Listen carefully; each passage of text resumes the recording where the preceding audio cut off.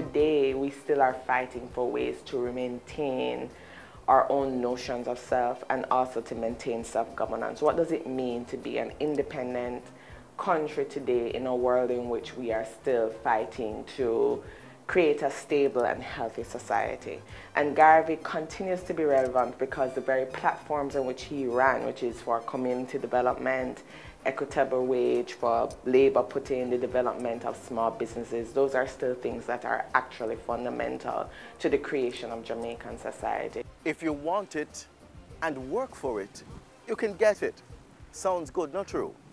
Self-determinism, one of the pillars of the philosophy of national hero, the right excellent Marcus Mosiah Garvey. As we look towards the celebration of the 56th anniversary of our nation's independence, Jamaica Magazine continues to honor these brave men and women who made it possible for us to determine our future. Today, we are at Liberty Hall as we celebrate the life and legacy of he who spoke and lived self-governance, Marcus Mosiah Garvey. I'm Adrian Atkinson. There's more right after this message.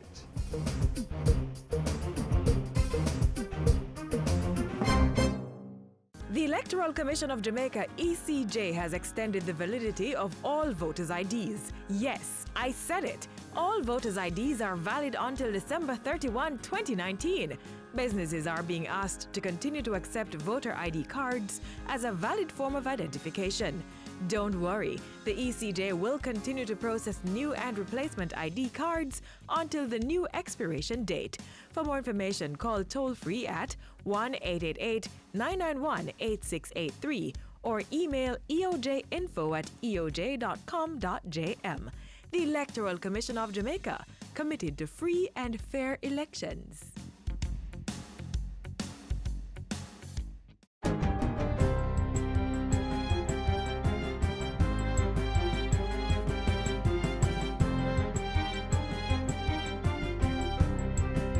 Hi there, I'm Simone Wolf with your JIS News of the Week. Tax collections for the first quarter of the 2018-2019 fiscal year is 9.2% above target. Tax Administration Jamaica TAJ says preliminary figures indicate that for the April to June period, $79.9 billion was collected, more than $6 billion over the target of $73.2 billion. TAJ says this performance, which continues the positive trend recorded over the last 4 years, puts it on track to exceed the $320 billion annual target. 10 beaches are being upgraded this year under the Ministry of Tourism's Beach Development Program.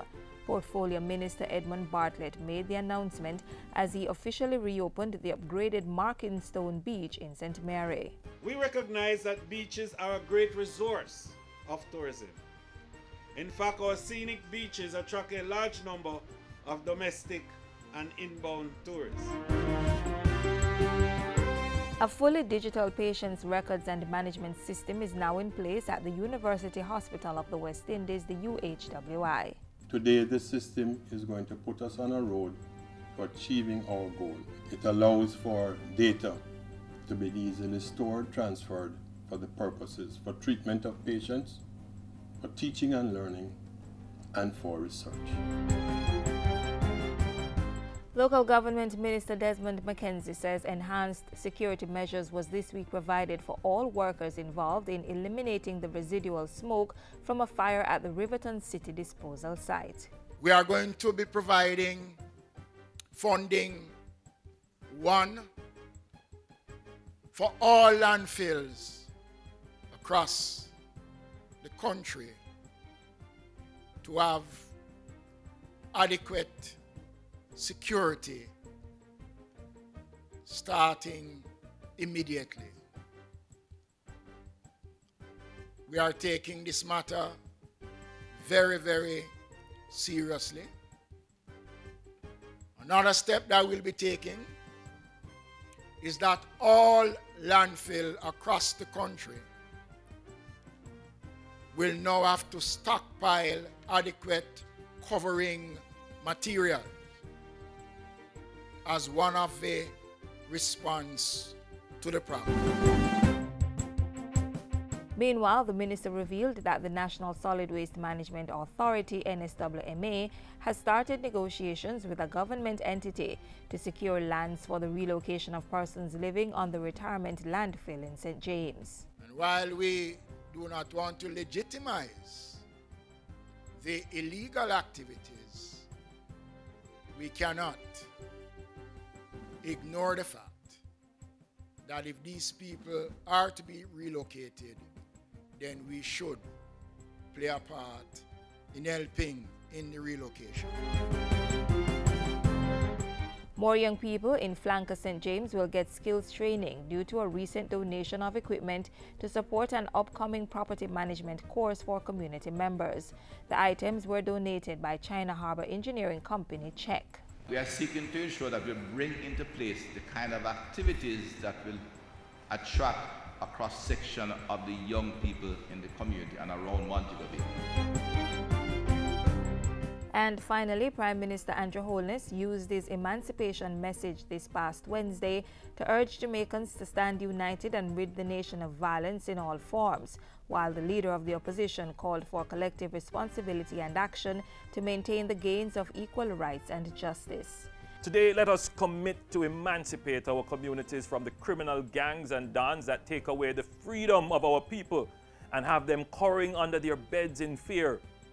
Free yourself of the notion that the violent criminal gangs cannot be brought to an end.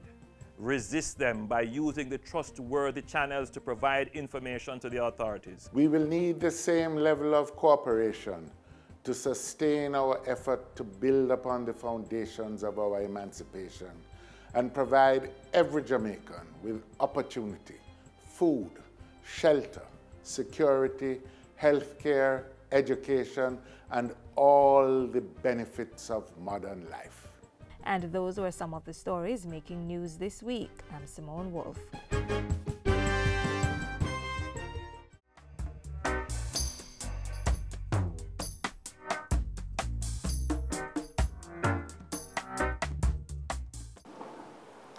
Garvey was born 53 years after slavery was abolished and died 22 years before our nation emerged from the shadows of colonialism.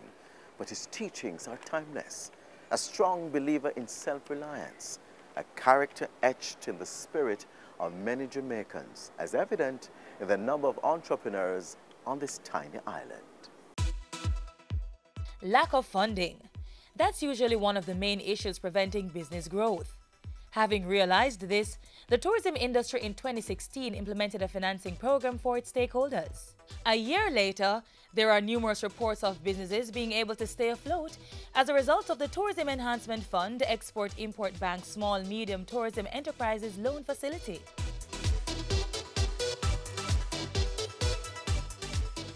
Truth is, right now we are the only candy company in the country. And there was one prior, and we were using that person as our contract packer. But the machines were old, and they functioned like old machines. And the gentleman who owned that factory decided, I'm just not doing this anymore. And it could have been the death of the business. And I heard about the facility, approached Exim Bank, and we decided that this thing had to happen.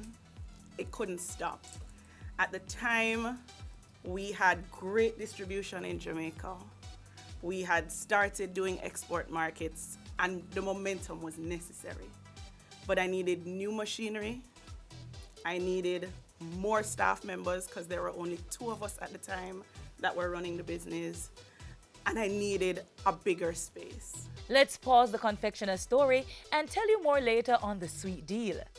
Just like Miss Aaron's, there are several businesses in need of capital. The TEF Exim Bank loan is established for such a reason. The loan facility provides well-needed banking support to small and medium-sized tourism enterprises, those companies that play a part in the tourism value chain.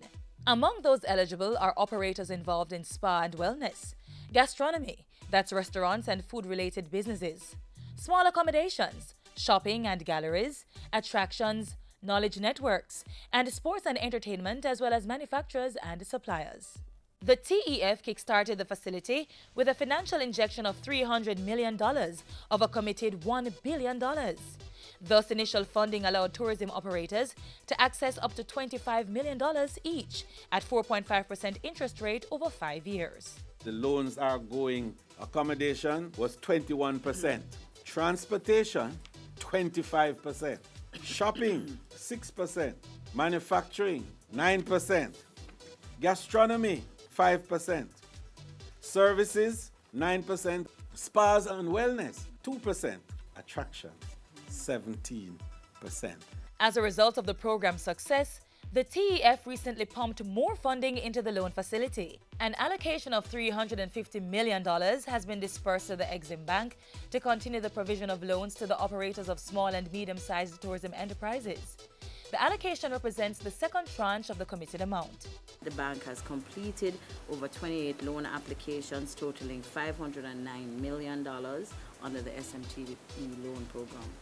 Applications totaling 408 have been approved, with disbursements totaling $311 million. Already in processing is an additional 25 qualified expressions of interest, totaling approximately $470 million.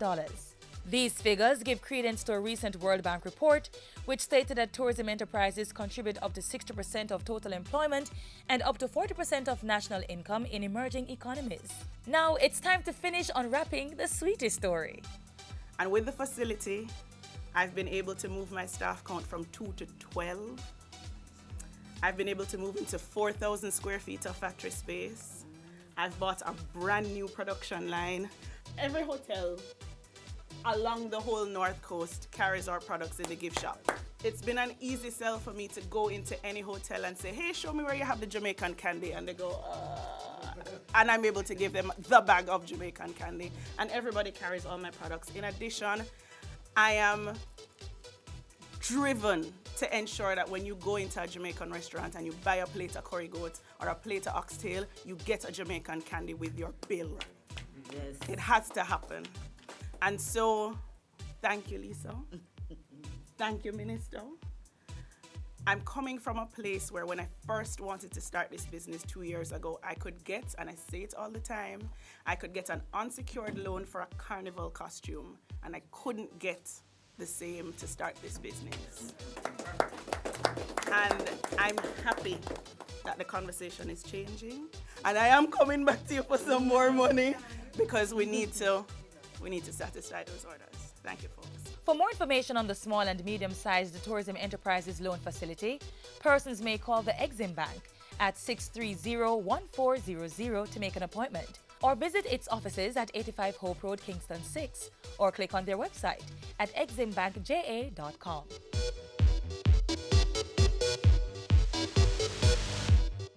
Protect Jamaica, plant your grass. Help us become more resilient to climate change impacts. Protect Jamaica, plant a tree. It improves the island's national biodiversity.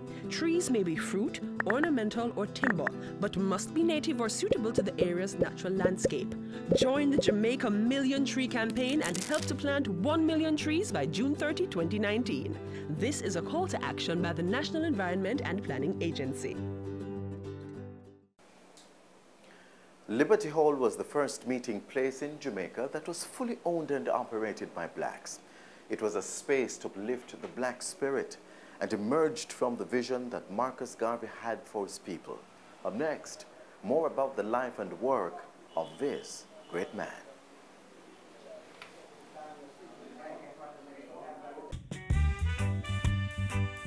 A people without knowledge of their past history, origin and culture is like a tree without roots.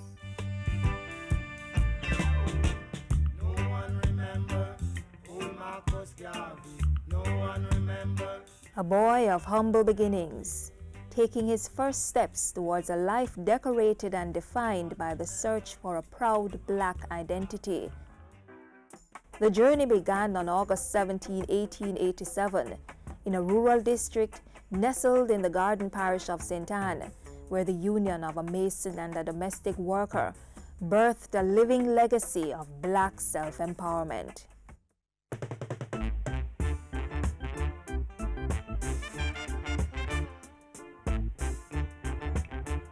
When you hear him describe his mother, Sarah Jane Garvey, she had a different kind of influence on him.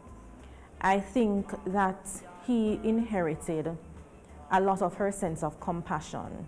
Marcus also inherited much from his father, Marcus Mosiah Garvey Sr.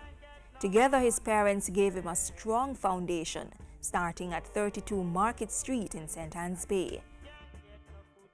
The Universal Negro Improvement Association, the Pan-African Movement, the Negro Factories Corporation, the Black Star Liner Shipping Company, all symbols of achievement to which Garvey could lay claim.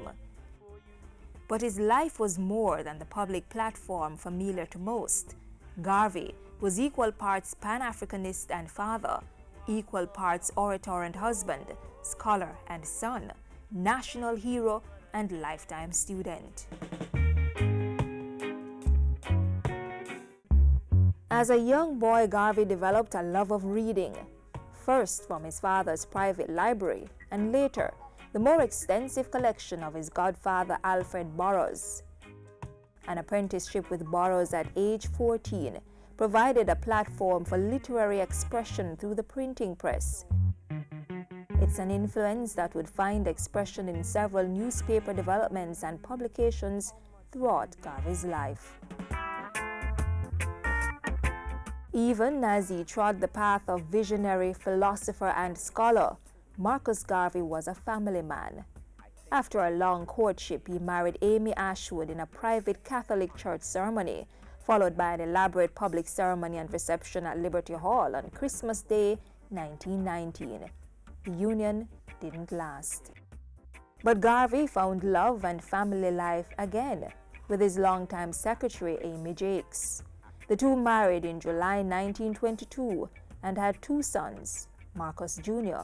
and Julius. You can see letters that they wrote to each other when his sons were in Jamaica and he was in England. He has nicknames for them. He speaks to them the same way a loving father would speak to any child. From the dirt tracks in a small rural community to a global stage promoting change, the Right Excellent Marcus Mosiah Garvey was the epitome of ambition. When you look at his background versus what he was able to achieve in a very, very short time period, you have to recognize that it was ambition that was driving him. But most importantly, he had ambition not just for himself, but for people of his race.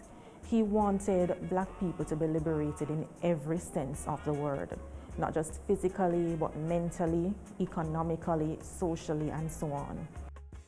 On June 10, 1940, a nation lost a hero. Humanity lost a world changer.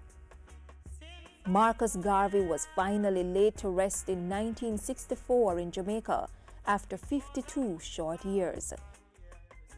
The man from St. Anne's Bay had given black people a new way of looking at themselves. He'd told them to embrace their identity, that they could achieve anything. Up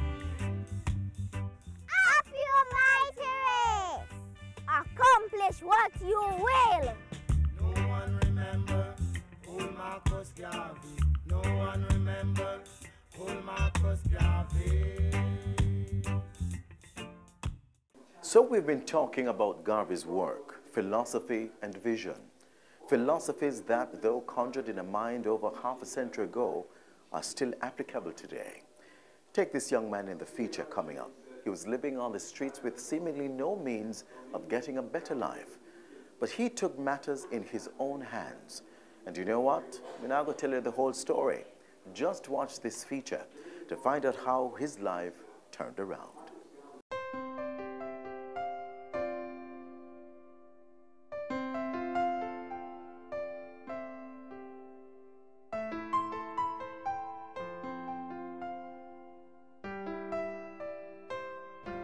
Growing up, I didn't have no parent, nowhere to go. I was just stranded.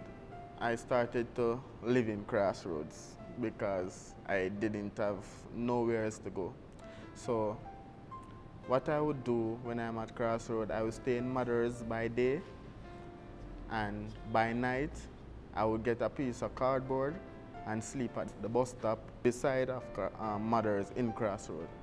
I will walk and beg, or I will stay in Mothers for the whole day, begging pass-bys or so forth, till I find myself again money now, so I'd always have a phone, so I use that money that I get, buy credit, put on the phone, and put on service, data, and find out about all of the ministries and so forth, and I will sit there and call the different ministries, from the Chief of Defense Staff Office to the Minister of Education, the Prime Minister's Office, all of those.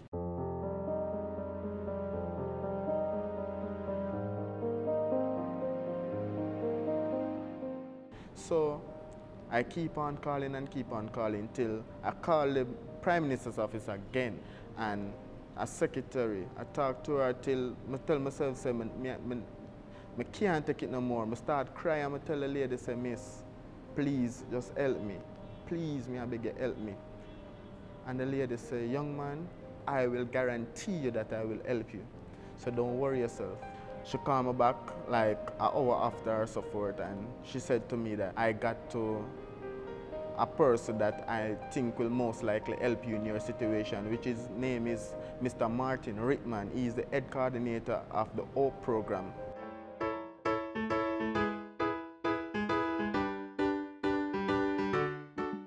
An hour after, Mr. Rittman called me, and he introduced himself, and I introduced myself, and I tell him my story all over again. He told me that he can help me out with something to do, a skill and a job or so I can gain some form of income, so I could buy hygiene products and clothes and so forth. So he directed me to the Art and Ripon Road, where he told me to bring all relevant documents like ID, TRN and so forth to that place on Ripon Road, and speak to the secretary and tell her that Martin Rittman, the head coordinator of the O program, sent me here. He told me that I should go to a school that's on South Camp, UWI Open campus. I went for 2 weeks. After the 2 weeks I spent at UWI Open campus at South Camp Road, I then moved on to a government agency for work. I started off processing in the computer all documents that come in. I will be the one who to lodge it in the computer and send it off to the different departments. But now I'm a customer service rep at the moment, because my supervisor told me that my talent is wasted where I'm at right now. I don't do much more than lodge the documents in the system and so forth. So she gave me more hands-on training that would more fit my criteria. I think it is a good motivator in the sense that, it gives him some purpose of living, coming, doing something, knowing that he's responsible for something that is such a vital aspect of our daily activities. He dresses well, always on time, and he takes pride in whatever, what is assigned to him, meaning he works really hard, and whenever he's not here, they miss him.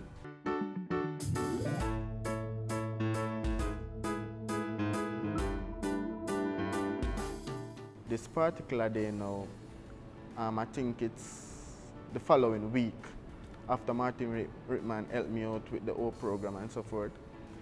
I saw a lady, just a random lady, I was begging and so forth. And the lady see me and she started to talk to me and ask me, why am I here and so forth. So I told her and I spoke with her, and she take me into Mother's, she buy me a patty and a juice. And we were talking, just talking and talking, and then she asked me, do I want to come to stay with her? With a glad face, I accepted and said, yes, I would love to come home with you. When she took me in, it's like, I was very welcome, because just looking, I had a bed to sleep in that used to be a cardboard. I had food to eat that used to be me begging on the street just to make ends meet, just to eat a little patty or something. Dumpling, she gave me all type of food that I long to eat from a longer while. You know the reason why I do it? God himself provide for me. That's me can feed myself, feed him, feed my 2 grandchildren then. Helping him is not a problem. Helping somebody when they are in need is the greatest thing for me. I can put my life like the Titanic, if you ever seen that movie. It's like, you know, when the ship was sinking, there's a lot of persons like, them don't know what to do. Some people just jump off in the water because them can't. But I was there and like the ship has sink, and it's like I tell myself, say, you know what, I'm not going to make the ship sink with me now. So I decided to just jump off. So when you jump off now, I decide say, you know what, I nah give up, I nah just drown so, I nah just go down so. So I tell myself, say, you know what, I go swim. Till I see a light, and that light was Martin Rickman, who shined a lot of other lights for me to a lot of different islands, a lot of different places.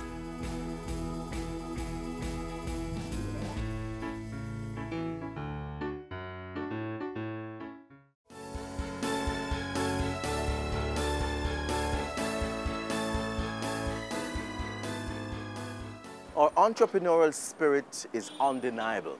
Our hustle is alive in every crevice and every corner. We know one sister and one brethren who set up shop. Set up shop is the informal term for one who goes about starting a business, usually a sole trader. And we see them everywhere: fruitsy, starry, nutsy, juicy, and the list goes on. And so does the dream of being independent.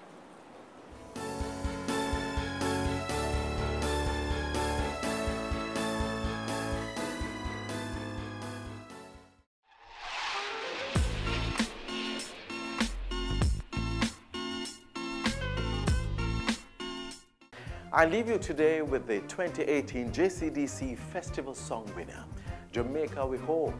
Don't forget, you can catch this episode of Jamaica Magazine again by visiting our YouTube channel and our website. Also, stop by our social media pages and give us a like, won't you? I'm Adrian Atkinson. Nassau Man takes us out. This your island now we own.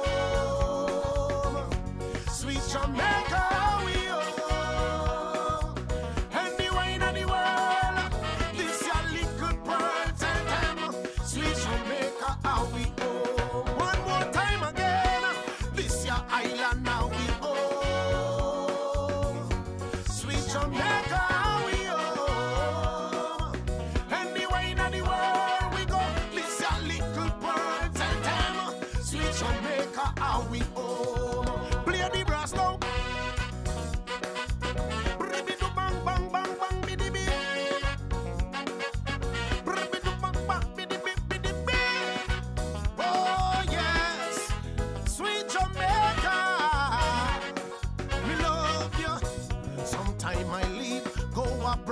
I can never turn. I travel all over the world and can't find nothing for them. But when me remember the ackee and saltfish and the sweet run down, greater kick blue trap, I say, sweet Jamaica, here I come, I still not leave ya. This your island now we home. Sweet Jamaica we home. Anywhere in the world we got this your little pearl, tell them. Sweet Jamaica how we home. Our run at them at the best. Reggae music beating me chest. Place to be when you're feeling stressed. It's Jamaica. Our cricket down by the best. If you tell about Rukum, don't vex the people, them nice. Oh yes, in Jamaica. Hear me again. This your island now we own. Sweet Jamaica we own. This has been a production of the Jamaica Information Service, the voice of Jamaica.